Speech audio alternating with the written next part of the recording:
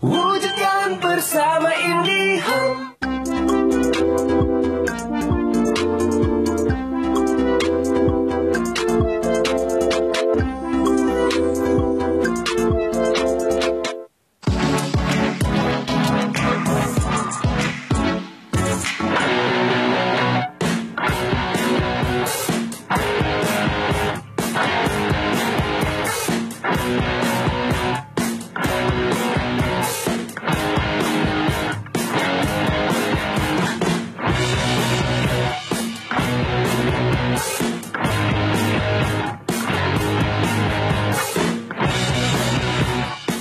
Perkembangan usaha tani di Indonesia semakin beragam dan makin diminati, baik usaha besar maupun mandiri. Salah satu produk yang mudah dikembangkan dan sudah punya pasar adalah usaha jamur tiram.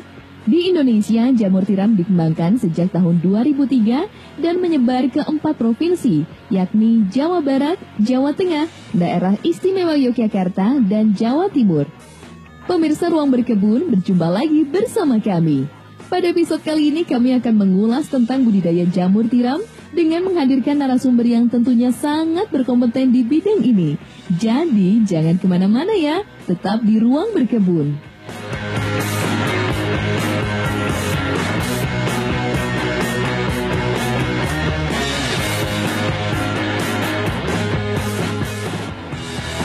Assalamualaikum warahmatullahi wabarakatuh. Saya adalah petani jamur ini di perkebunan jamur tiram saya. Alhamdulillah sampai dengan saat ini saya masih aktif di perkebunan jamur tiram atau fokus di jamur tiram ini. Nama saya adalah Sarjianto atau nama panggilannya adalah Bang Sarji, dengan alamat di Sidorejo, Pangurejo, RT 06, RW 05, Umbul Harjo, Cangkringan, Sleman, Yogyakarta. Saya mulai tertarik dengan jamur tiram itu sebenarnya udah lama, dari tahun 2009, tapi karena kondisi di Merapi atau ada erupsi Merapi, jadi saya masih dalam kategori ketertarikan aja. Nah, akhirnya eksekusinya itu di 2011. 2011 saya udah mulai mencoba, dan kalau ditanya dari mana kok kamu bisa belajar? Saya belajar sebenarnya bukan dari siapa-siapa, tapi saya otodidak. Saya niat bahwa saya harus berhasil bisa di jamur tiram. Jadi dengan seperti itu saya fokus di jamur tiram itu, dan dari mulai tahun 2011 akhir nyampe saat ini alhamdulillah sudah lumayan bagus, hasilnya pun lumayan bagus. Sedikit tentang mungkin jamur tiram adalah sebenarnya itu hasil dari genetika, jadi bukan dari jamur yang kita ambil dari mungkin hutan atau mana kita taruh di sini, tidak. Itu hasil dari genetika. Nah, dari situ kita ya lumayan, untuk hasil lumayan bagus. Jadi kalau belum ada orang yang belum tertarik, mari coba. Karena apa? Kita bisa hemat waktu. Yang pertama itu hemat waktu. Jadi saya tertariknya dengan jamur tiram itu apa? Saya bisa mengerjakan hal-hal lain di luar jam-jam untuk mengurus jamur. Karena mungkin dalam 12 jam itu kita hanya butuh waktu sekitar nggak nyampe 2 jam kita untuk mengurus jamur. Jadi dengan hemat waktu itu dan hasilnya pun dibilang ya cukup luar biasa. Jamur tiram itu saya anggap paling gampang dan mungkin resikonya itu terlalu kecil dibanding dengan ada mungkin jenis-jenis jamur, ada jamur kuping, ada citake, ada jamur linci, ada jenis jamur-jamur merang. Itu jamur tiram lebih gampang dan tidak banyak resiko. Yang penting niat, usaha, dan yakin bahwa berhasil. Karena apa? Kuncinya itu adalah kita mau. Saya fokus ke jamur tiram yang putih. Karena apa? Kalau yang putih itu lebih, kita lihat kayak semacam mutiara. Jadi orang itu lebih senang. Tapi kalau untuk yang abu-abu mungkin orang dikira kok ini jamur udah layu ya. Tapi tidak. Jamur tiram yang abu-abu itu emang seperti itu. Tapi kualitas sama dengan yang putih ataupun yang emas. Manfaatnya luar biasa, ya. Ada karbohidrat yang tinggi, ada untuk menunjang imunitas kita biar supaya selalu fit. Itu banyaklah minum atau makan jamur itu, jamur tiram. Dan vitamin E-nya sebenarnya sih banyak, masih banyak sebenarnya manfaat dari jamur tiram itu.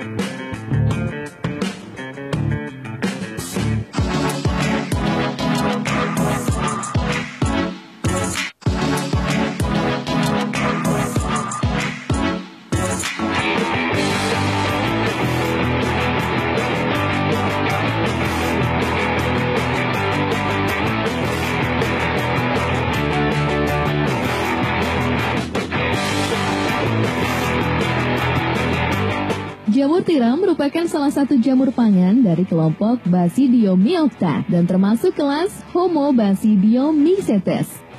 Ada banyak jenis jamur tiram, antara lain jamur tiram abu-abu, tiram putih, coklat, dan emas.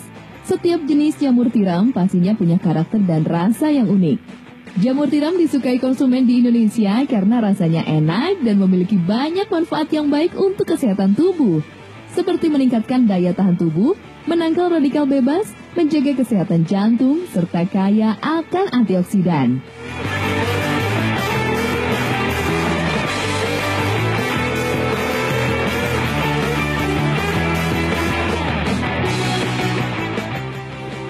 Oke pemirsa, kita lihat ini namanya kaklok ya.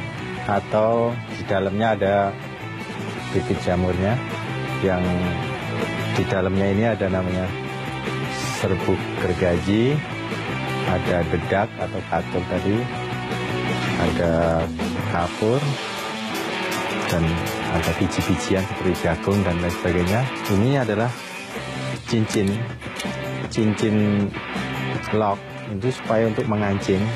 Jadi ini hasil dari oven, dimasukkan sini, kancing, terus dikasih kapas.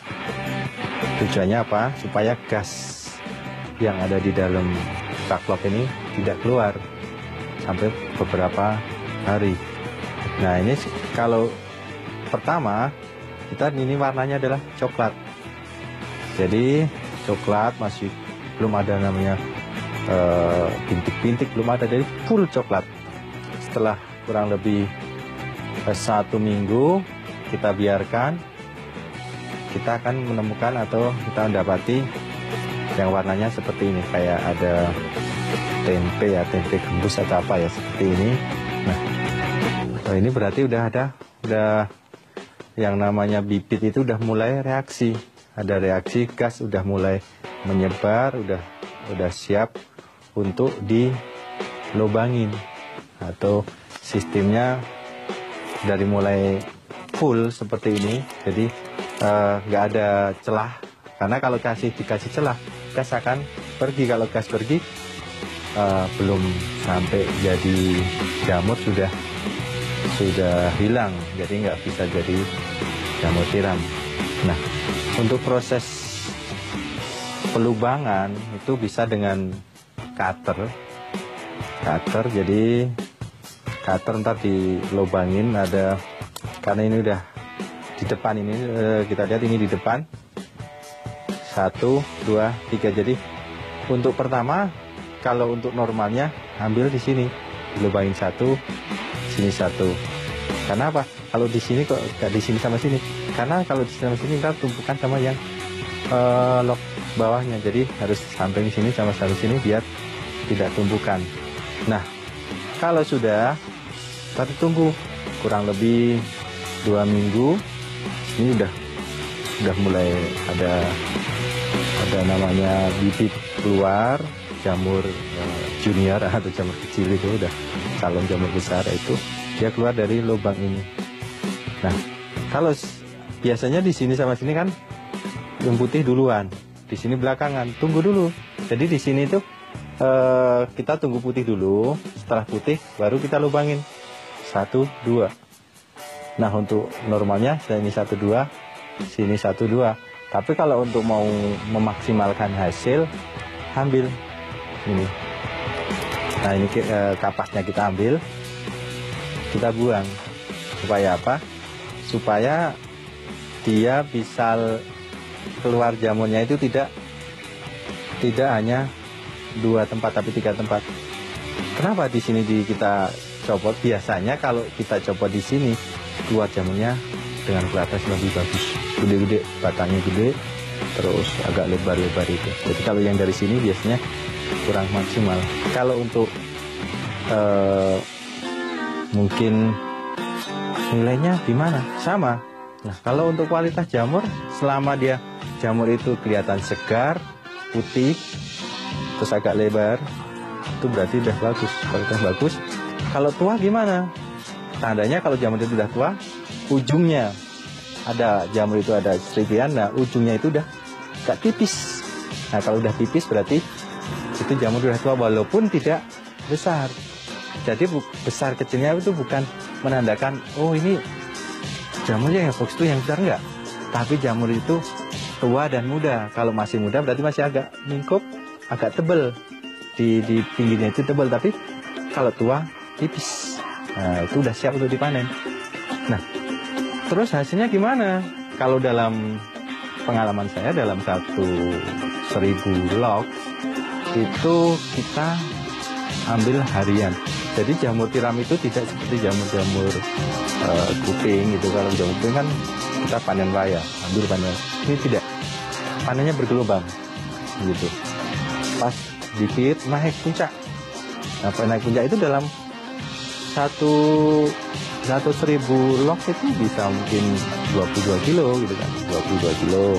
Terus turun ke 20 kilo, 15 kilo, naik lagi bisa ke 25 kilo. Nah, itu. Jadi biasanya kalau untuk memulai modal, kita modal masih kecil lah, nggak usah banyaknya, 1.000 log aja. Itu yang paling atau kita ambil pahitnya itu 3 minggu kita modal dari beli bibit sudah kembali. 3 minggu, 4 minggu, itu maksimal 4 minggu udah bibit kita udah kembali atau modal bibit kita kembali. Nah, selanjutnya tinggal kita mengutuk hasilnya atau untungnya. Berapa lama bertahannya ini dalam 1 log ini? Tergantung dari tadi cuaca, bisa nyampe 6 bulan masih produksi, walaupun nggak banyak tapi masih menghasilkan lumayan. Nah, pemirsa, bicara tentang log jamur tiram tadi ya, ada namanya ulatnya atau sejenis penyakit atau mungkin ya kalau dibilang virus sebenarnya bukan virus, tapi ada kadang itu yang mengganggu itu ulat kecil-kecil itu ulatnya warnanya putih. Itu biasanya penyebabnya karena terlalu lembab atau karena di sini kan ada kubung. Biasanya sebelum diisi jamur kita kasih gamping atau kapur, kita sebarin kapur untuk mengantisipasi supaya tidak ada bakteri-bakteri yang merugikan. Jadi di sekitaran kubung atau mungkin sebulan sekali dikasih sebenarnya untuk antisipasi supaya jamur itu kondisinya tetap bagus. Dan untuk mengantisipasi supaya ulat itu hilang itu gimana? Itu gampang sekali, yaitu di toko-toko tanaman banyak itu yang namanya Marshall ya. Marshall itu dia bukan kimia, tapi bagus itu sebenarnya fungsinya itu bukan hanya untuk jamur tiram, itu umum sebenarnya, berbentuk umum, bisa untuk atasi di cabai atau di tomat atau di terong. Tapi untuk jenis jamur tiram itu bagus pakai masak. Di samping dia bisa membunuh itu ulat, dia juga ada fungsinya. Sepengetahuan saya dan sepengalaman saya selama ini, masalah itu ternyata fungsinya bisa untuk merangsang. Jadi bisa ada rangsangan supaya lebih cepat tumbuh jamur, yang jadinya jamur itu kok udah nggak begitu produktif, disemprot marsal itu bagus, hasilnya akan lebih sempurna dan cepat tumbuh. Nah, dari mulai proses lock dari hitam, putih, dilobangin, tumbuh jamur itu berapa hari? Kalau tanya berapa hari, kita karena ini fermentasi ya harus agak sabar, bisa kurang lebih 3 minggu. 3 minggu itu dari mulai kita naruh sampai keluar jamur itu 3 minggu. Dan kalau mau panennya setelah tumbuh, panen itu paling nggak nyampe seminggu atau 3 hari itu udah mulai besar. Jamur itu udah mulai besar, udah siap untuk dipanen. Setelah itu awalnya sedikit, mungkin kita kok hanya 1 biji sih yang keluar atau hanya 1 lock di tengah-tengah lagi. Biasa seperti itu, karena apa? Setiap lock itu kan punya gas yang berbeda-beda, tidak sama komposisinya. Jadi tumbuhnya jamur pun tidak bareng. Bisa jadi hari ini si lock yang satu, dan besoknya lock yang satunya lagi. Makanya dengan seperti itu panen itu dia tiap hari. Dalam 1000 bisa 300 untuk hari pertama, 300 untuk hari kedua, 300 untuk hari ketiga. Tidak langsung semuanya panen bareng, tidak. Bisa itu berhenti sekitar 3 hari, bisa lama-lamanya bisa 5 hari. Udah nggak apa-apa, santai, itu biasa. Setelah itu baru mulai lagi, tumbuh lagi, banyak lagi, itu seterusnya seperti itu. Nah, setelah itu biasanya setiap kita naruh jamur tiram, sekali naruh, ini usianya bisa nyampe 5 bulan misalnya gitu. Mungkin hanya 1 kali itu mengalami vakum, berhenti. Setelah itu udah normal kembali. Mungkin untuk perawatan ya, kubung itu kan kita harus sirkulasi udaranya kan tidak terlalu besar anginnya, juga tidak terlalu kecil. Kalau terlalu kecil ngap, dia akan banyak air dan tumbuh jamurnya kemungkinan bisa banyak ulatnya. Jadi harus kestabilan, angin jangan terlalu besar. Makanya pakai kayak model anyaman bambu. Karena apa? Dia nerobos angin itu tidak gede.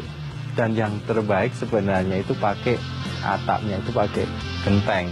Genteng itu satu bisa menahan panas, yang kedua ada penyerapan dingin. Jadi dingin yang dari atas itu bisa bertahan lama. Kalau pakai asbes itu kalau di vulkanik saya 1 hari sekali untuk penyemprotan. Tapi kalau pakai genteng bisa saya 2 hari sekali, bisa kadang 3 hari sekali, kadang 4 hari sekali baru disemprot. Tapi kalau seandainya pemirsa mau coba di area yang suhunya agak panas, saya sarankan jangan pakai asbes, tapi pakailah genteng tanah. Dan kalau bisa jangan sampai ruangan itu tembus matahari langsung. Jadi minimal ada sekatnya. Yang lebih bagus lagi kalau pemirsa mau coba untuk hasilnya maksimal, di kubung ini, di sekitar kubung atau sekitar rumah jamur itu usahakan banyak pohon yang besar. Jadi matahari itu kena pohon dulu, baru ke kubung jamur, itu hasilnya akan lebih bagus.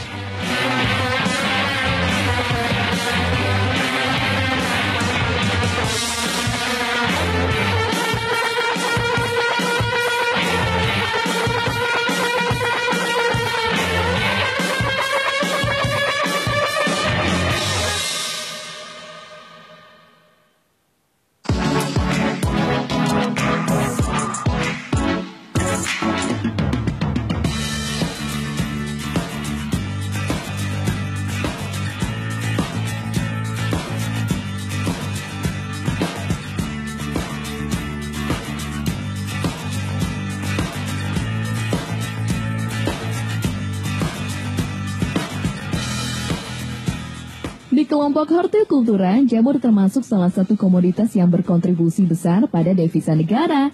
Jamur hasil budidaya dari Indonesia dikenal memiliki banyak penggemar setia, mulai dari Tiongkok, Korea, dan Singapura.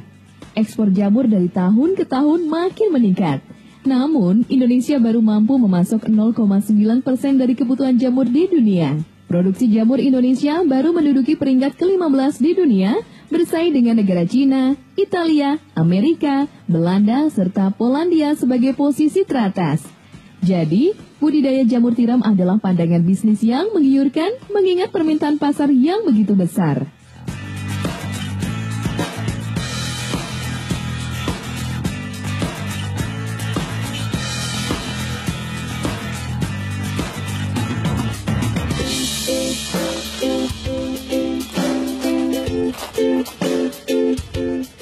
Oke pemirsa, ini tentang yang mau mungkin ingin mencoba bahwa saya punya lahan sempit gimana untuk ukuran saling silang gitu ya.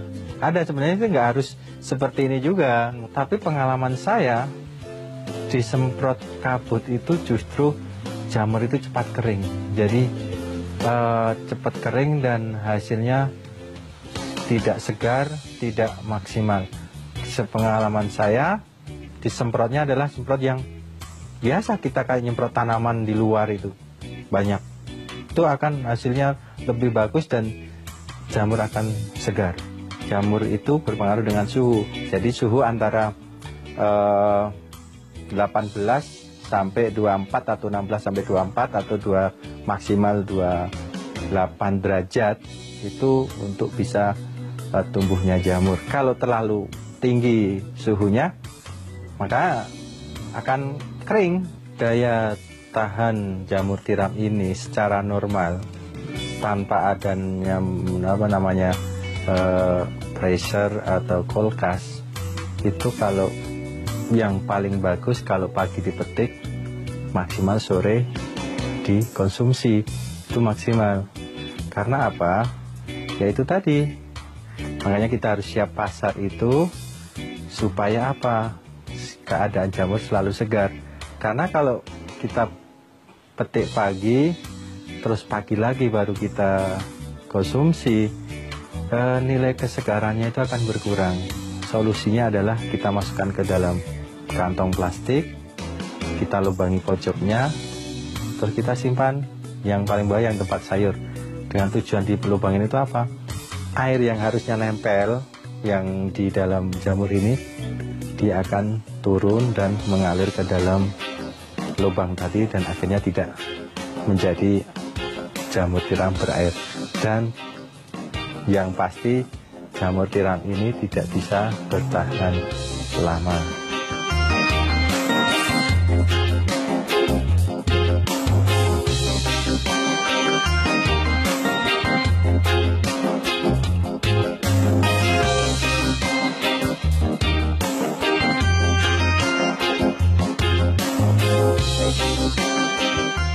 Budidaya jamur tiram tidak memerlukan teknologi yang tinggi dan bisa dikembangkan dengan cara yang sederhana.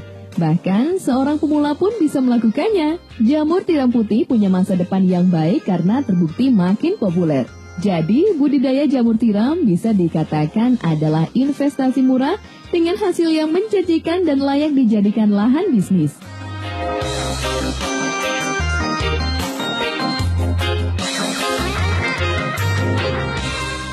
Oke pemirsa, ini saya barusan memanen jamur tiram yang usia log ini udah sekitar 4 bulanan ya, 4 bulan yang lalu. Dan ini saya panen untuk harian, hasilnya bagus, kualitasnya kualitas mutiara, jadi lumayan segar, jadi tidak banyak berair dan tidak terlalu kering. Karena apa? Kestabilan suhu itu yang paling utama, karena jamur tiram itu yang paling terpenting adalah menyetabilkan suhu. Nah pemirsa, Bagi pemirsa atau teman-teman, saudara yang tertarik dengan budidaya jamur tiram, tips dari saya selaku petani jamur tiram, yang pertama, jangan ragu-ragu. Yang kedua, pastikan pasar di sekitar dulu. Sekitar itu bisa sekitar lingkungan atau di sekitar kota. Jadi yang utama adalah pasar dulu. Karena apa? Kalau urusan kita memelihara jamur, budidaya jamur itu lebih mudah.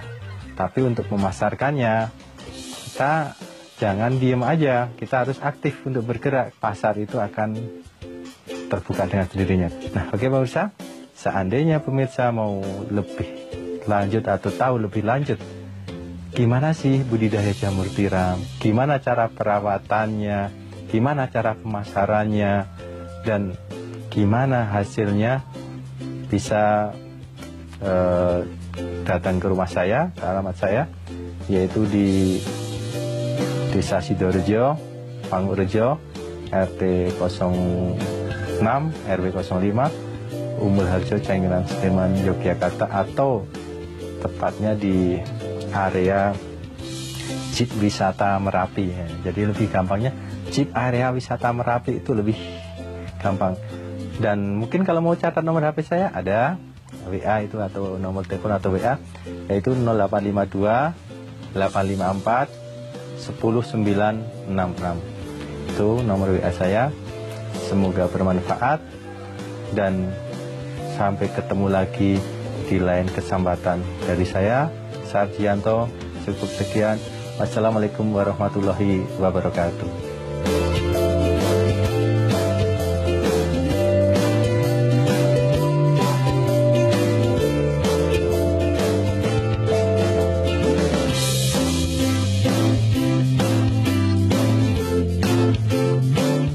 Pemirsa Ruang Berkebun yang tadi membantu Anda dalam menentukan bisnis ke depan. Yang terpenting untuk berbisnis adalah keberanian, niat, dan usaha agar bisnis bisa berjalan serta konsisten. Tak terasa sudah 30 menit berlalu. Itu artinya kami harus segera undur diri. Nantikan terus episode Ruang Berkebun lainnya. Tentu hanya di channel Ruang Berkebun. Sampai jumpa.